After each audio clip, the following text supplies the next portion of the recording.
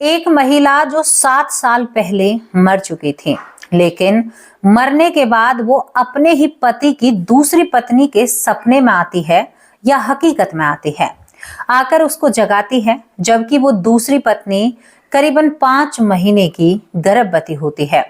उसे जगाकर कहती है कि वैसे तो तू बहुत सुंदर है, मैं तुम्हें देखने आई हूँ। यहाँ पर सामने वाली महिला कहती है कि तुम कौन हो? तो ये कहती है कि तू मुझे नहीं जानती, जहां पर तू है कभी मैं थी यहाँ पर। इतने में ही ये कहती है कि क्यों आई हो? वो कहती है कि पास ही के गांव में एक महिला है, उसे लेने के लिए आई हूं, सोचा अपने घर भी होती चलूं। और ध्यान रखना, तू 5 माह की गर्भवती है, 4 महीने बाद मैं तेरे घर में जन्म लूंगी और बेटी के रूप में जन्म लूंगी। दोस्तों, यहाँ पर ये महिला सोई हुई थी, पहला इनका गर्भ था, यानी पहले बच्चे की मां बन रही थी।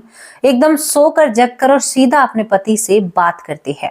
कहती है, जी मुझे तो ऐसा ऐसा ऐसे दिखाई दिया, उन्होंने कहा वो आपकी पत्नी है और वो पहली पत्नी है।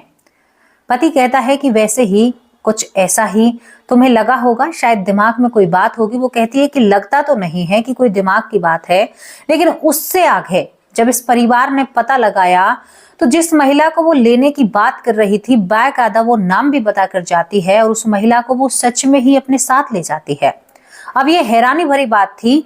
अब इंतजार था कि 4 या 5 माह बाद सच में ही कोई लड़की जन्म लेगी, सच में वही महिला जो इस घर की कभी बहू रही होगी, वो सच में ही बेटी के रूप में आने वाली थी अपने ही पति की दूसरी पत्नी के पेट से।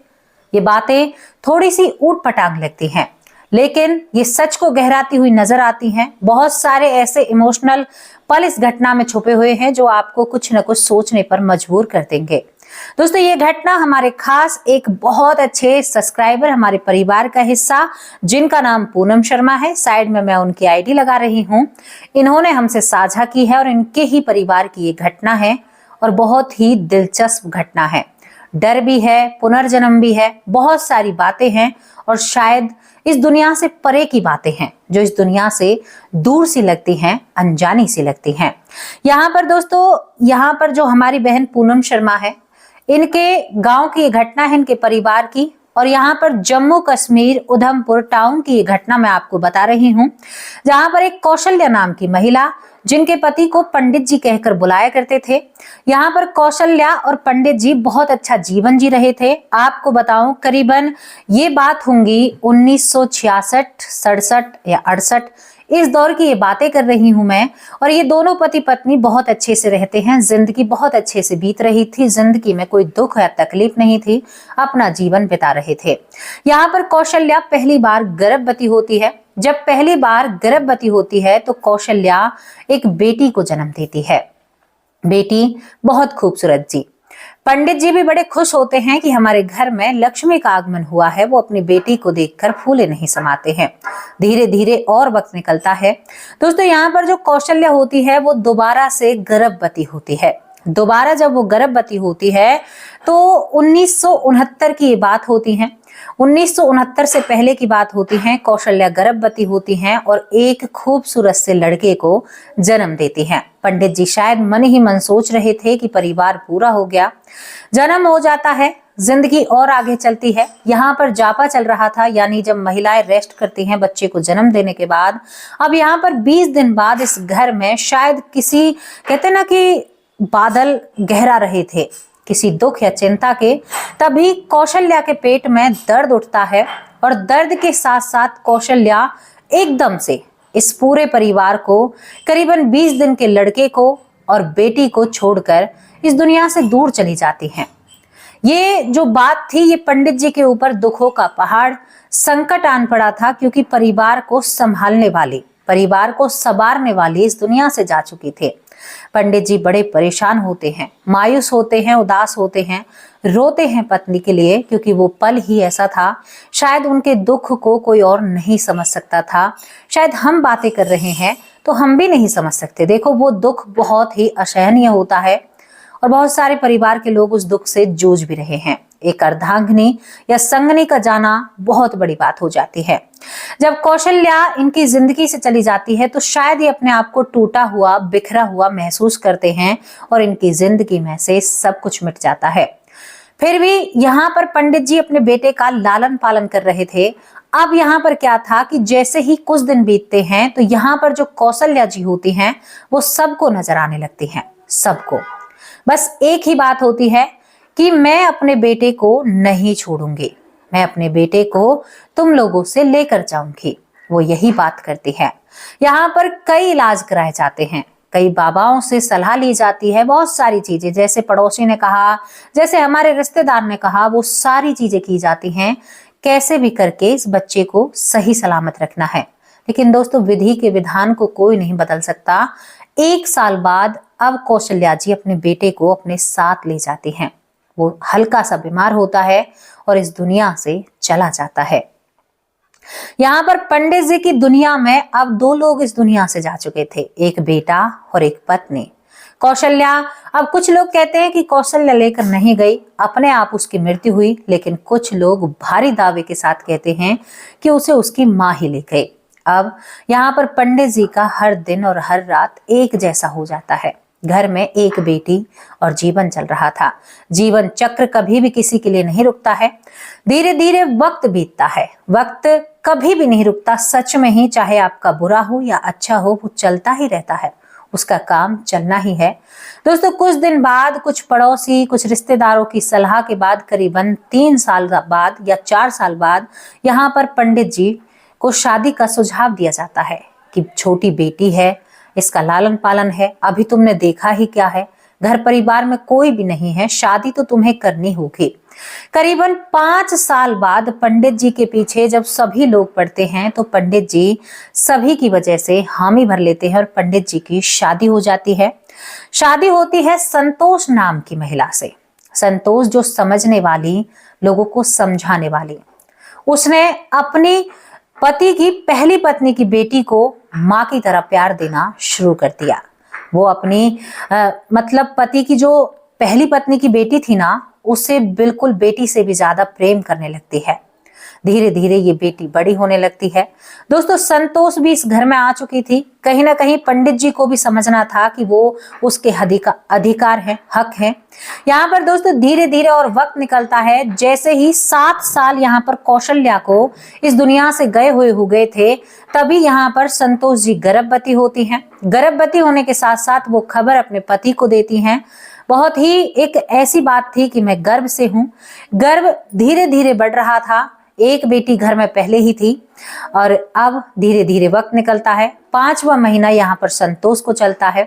संतोष अब देखती है कि मेरे पति की पहली पत्नी ऐसी थी, उसके बारे में बहुत सारी बातें सुनती हैं, लेकिन वो अब किसी को दिखाई नहीं देती है। 7 साल हो चुके थे उन बातों को। दोस्तों, यहाँ पर तभी एक दिन संतोष सोई हुई थी, तभी उसके पास कौशल्या आती है। अब कभी तो संतोष को लगता है कि ये सपना है, कभी उसे खुद ही लगता है कि शायद ये हकीकत है। सामने कौशल्या आती है और कहती है कि कैसी हो संतोष। एकदम संतोष भरभरा कर कहती है कि कौन? जी आप। उन्होंने कहा मैंने देखा मेरे पति की पत्नी बनकर आई हो, देखो तो सही, सुंदर है या मुझसे ज्यादा सुंदर है या मुझसे कम सुंदर है? ये बात होती है। वो अपनी संतोष जो होती है सामने बैठ जाती है, तभी कहती है कि वैसे तो ठीक ठाक है, लेकिन थोड़ी सी हाइट कम है, यानी लंबाई कम है। तभी यहाँ पर संतोष कहती है कि आप यहाँ पर कैसे? वो कहती है कि पास ही का जो गांव है, चक गांव। दोस्तों, यहीं पर पास में एक गांव है, चक गांव। वो कहती है कि उस गांव में एक महिला है जिसने अपने देवर से विवाह किया है। अब उस महिला का जाने का वक्त आ चुका है। उसे लेने के लिए आई, सोचा तुम लोगों से मिलती चलूं। वो कहती है कि अच्छा जी। तो यहाँ पर जब ये बातें हो रही थी, तभी वो कहती है कि ध्यान रखना, 4 महीने बाद तेरी बेटी बनकर पैदा होंगी मैं, तेरी ही कोख से जन्म लूंगी और तेरे ही घर में आ रही हूँ, अपने घर में आ रही हूँ, ये मेरा घर है। दोस्तों, दोनों में ये बातें होती हैं। शायद दोनों बहन बहन की तरह बातें कर रही थी। तभी यहाँ पर संतोष का सपना टूटता है और वो पंडित जी के पास जाती हैं। सुबह होने के बाद कहती हैं, जी मुझे तो बेचैनी हो रही है। मेरे सपने में कौशल्या दीदी आई और उन्होंने मुझसे ये सब कुछ कहा। तभी यहाँ पर पंडित जी कहते हैं कि ऐसा कैसे हो सकता है। दोस्तों, दोनों पति पत्नी बात ही कर रहे थे, लेकिन तभी उनके दरवाजे पर उन्हीं के गांव का एक व्यक्ति आता है और कहता है कि चलता है पंडित जी, चलते हो शोक मनाने के लिए? ऐसे ऐसे हमारा फलाना एक था और उसकी पत्नी यहाँ पर चक गांव में गुजर चुकी है। ये बात सुनते ही यहाँ पर संतोष कहती है कि देखो, मुझे जीजी ने रात ही बताया था। ये बात सच होती हुई नजर आ रही थी। अब यहाँ पर कौशल्या ने उस महिला का नाम बताया था। असल दीदी ने मुझे उसका नाम, यानी जीजी ने उसका नाम मुझे गीता बताया है। तभी वो व्यक्ति कहता है कि हाँ, उसका नाम तो गीता ही है, वो इस दुनिया से जा चुकी है। अब यहाँ पर खड़ी खड़ी संतोष कहती है कि देख लेना, मुझे लड़की ही होगी और वो तुम्हारी ही घर परिवार की है और मेरी बड़ी बेटी के रूप में हमारे घर में आने वाली है। दोस्तों, जब इस बात को सुनते हैं ना, तो इस बात को सुनते ही अब इंतजार होता है, क्योंकि पति जाता है चक गांव में, वहां पर जाकर देखता है तो सच में ही उसने अपने देवर से शादी की थी। उसका नाम गीता था। उसका अंतिम संस्कार होता है। तभी यहाँ पर इंतजार होता है कि क्या सच में ही 4 माह बाद या 5 माह बाद एक कन्या का जन्म होने वाला है। 5 महीने तक ये परिवार इंतजार करता है, इंतजार करता रहता है। जब यहाँ पर संतोष को दर्द शुरू होते हैं, जब संतोष को दर्द शुरू होते हैं, तो सच में ही संतोष एक सुंदर सी लड़की को जन्म देती है। तभी संतोष कहती है कि जीजी आ गई, मुझसे कहकर गई थी, और उसकी बातें सत्य हो जाती हैं। कमाल की बातें थी। उससे पहले उसने अपने बेटे को ले जाने के लिए बहुत सारे चक्कर लगाए थे उसी घर में, और जब वो दूसरे पड़ोस गांव से लेने जा रही थी, तब भी वो घर में आती है। दोस्तों, यहाँ पर इस लड़की का जन्म होने के बाद ही इस लड़की का नाम यहाँ पर पूर्णिमा रखा जाता है। पूर्णिमा नाम रखा जाता है। हालांकि कुछ लोग कहते हैं कि ये कौशल्या ही है, लेकिन उसे पूर्णिमा कहकर बुलाया जाता है। अब बात वही बनती है कि क्या सच में ही कोई महिला आने से पहले बता सकती है? हाँ, बता सकती है, कर्मों के आधार पर। शायद उसका दिल, जो जी है, जो उसका मन है, वो इसी घर में है। आज वो उस घर में बेटी बनकर आई है और उस घर की बेटी है, और वहां पर वो अच्छे से फल फूल रही है। लेकिन जिंदगी मिलने से, पंच तत्वों से बना हुआ शरीर मिलने के बाद उसे ये याद नहीं है कि सच में मैं ही आई थी। अब यहाँ पर हमें ये घटना पूनम शर्मा जी ने, जो इसी घर की बेटी हैं, यहाँ पर इसी घर की बेटी हैं, और ये कहती हैं कि ये जो पूरी घटना है ये बिल्कुल सत्य है। हमारे परिवार ने देखा है, जाना है, महसूस किया है, तभी हम आप लोगों के सामने रख रहे हैं। और वो बेटे को लेकर जाना, वो भी सत्य होता है। दोस्तों, ऐसी ऐसी चीजें हमारे आसपास हो जाती हैं जिन पर कुछ नास्तिक लोग विश्वास करने के लिए राजी नहीं होंगे, लेकिन इस घटना ने बहुत सारी सच्चाई रखी है। एक सच्चाई जो मैं आपसे चीख चीख कर कहती हूँ कि आत्मा जब मरती है, आखिरी वक्त में जो उसके दिमाग में होता है ना, उसका जन्म वही होता है। अगर आप आखिरी वक्त में पशु योनि को सोच विचार कर रहे हो, किसी यानी पशु के बारे में सोच रहे हो, तो आप पशु योनि में भी जा सकते हैं। दोस्तों, यहाँ पर तभी तो कहते हैं कि पूरी जिंदगी राम नाम रटो, राम का नाम आएगा तो भगवान के चरणों में स्थान मिलेगा। और यहाँ पर कर्म अच्छे रखो। आप कर्म कर रहे हो बुरे, तो मरते वक्त बुरा ही विचार दिमाग में आएगा। ये बात तो एक सत्य है ना। हम रोज शराब पी रहे हैं, तो आखिरी वक्त में हमें वो शराब ही याद आएगी। हम रोज चोरी कर रहे हैं, तो आखिरी वक्त में वो चोरी ही याद आएगी। और जब चोरी दिमाग में रहेगी, तो हमारा एक ये साइंस के हिसाब से भी है ये बात, जब दिमाग में वो चोरी रहेगी ना, तो वो आगे चलकर ऐसी ही शरीर का यानी विकसित होगा, विकास होगा, ऐसा ही शरीर मिलेगा। और आप जैसा सोचोगे, तो तभी तो कहती हूँ कि अच्छा करो, अच्छा मिलेगा। भगवान का नाम जप करोगे तो आखिरी वक्त में भगवान के ही नाम का जाप मिलेगा। जिसका दिल घर में रहता है, जिसकी आत्मा घर में रहती है, दोस्तों, वो किसी न किसी बहाने से या तो प्रेत बनकर ही उस घर में भटकने लगता है। ये बहुत सारी बातें हैं। यहाँ पर जितना हो सके ना, उतना भगवान का नाम लीजिए। ये घटना जो आज एक आत्मा कहकर जाती है कि मैं इस घर में आऊंगी, और वो उसी घर में आती है। बेटे का वादा किया तो बेटे को भी लेकर जाती है। दोस्तों, ये सच्ची घटना आप लोगों को कैसी लगी, इसके बारे में अपनी राय जरूर लिखकर भेजना। फोटो इस वजह से नहीं लगाए हैं क्योंकि सबकी अपनी अपनी जिंदगी है, किसी की जिंदगी में ज्यादा दखल अंदाजी करने का हमारा कोई भी अधिकार नहीं है, तो इसी वजह से फोटो नहीं है। कैसी लगी आप लोगों को ये स्टोरी, जहां पर पूनम शर्मा कहती हैं कि मैं इन सारी चीजों पर भरोसा करती हूँ, विश्वास करती हूँ, क्योंकि हमारे घर में कुछ ऐसी चीजें हो चुकी हैं। तो बहुत ज्यादा लोग हैं जिन्हें इन बातों का अनुभव है, एहसास है, वो जानते हैं। और पूनम हमारी छोटी सी गुड़िया है, कम उम्र है, और बहुत अच्छे विचार हैं उनके, जो वो ऐसी चीजों से जुड़ी हुई है। बहुत बहुत धन्यवाद मेरी प्यारी छोटी गुड़िया, आप एक अच्छाई की तरफ चल रहे हो। अपने आप को हमेशा संभाल कर रखना, ऐसे ही रखना और हमेशा अपने विचारों को नेक रखना। नेकी हमेशा काम आती है, अच्छाई हमेशा काम आती है। ये घटना जिस किसी को कैसी लगी हो, अपनी राय जरूर लिखकर भेजना। अब आप लोगों से विदा लेती हूँ, शाम को हाजिर होंगे एक सच्ची अच्छी स्टोरी के साथ।